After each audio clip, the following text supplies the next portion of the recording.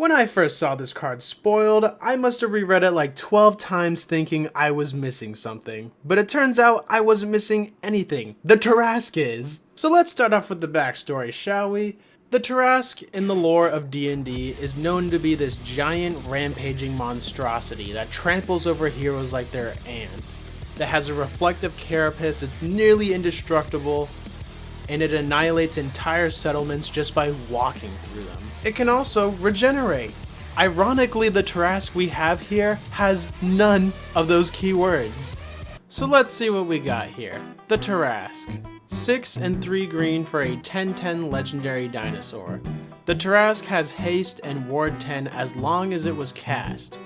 Whenever the Tarrasque attacks, it fights target creature defending player controls.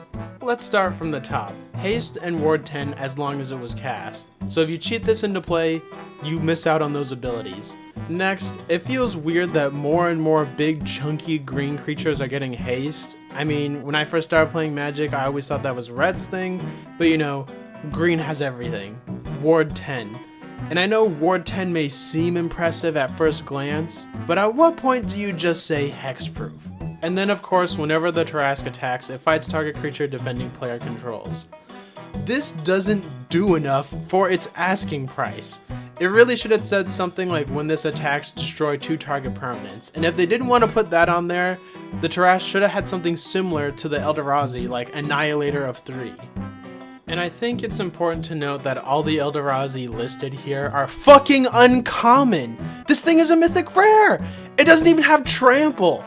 Even on the artwork, he's walking over a fucking building, and you're telling me Charging Badger has trample? Seriously, what the fuck?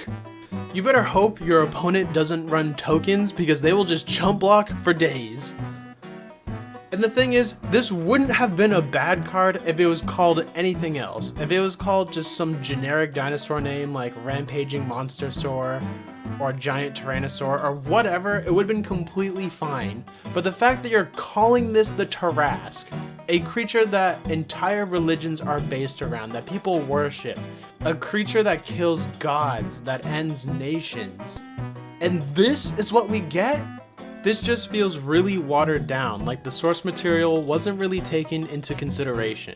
The only good thing I can say about this card is the artwork. The artwork is amazing, and I do think it captures the essence of the Tarrasque.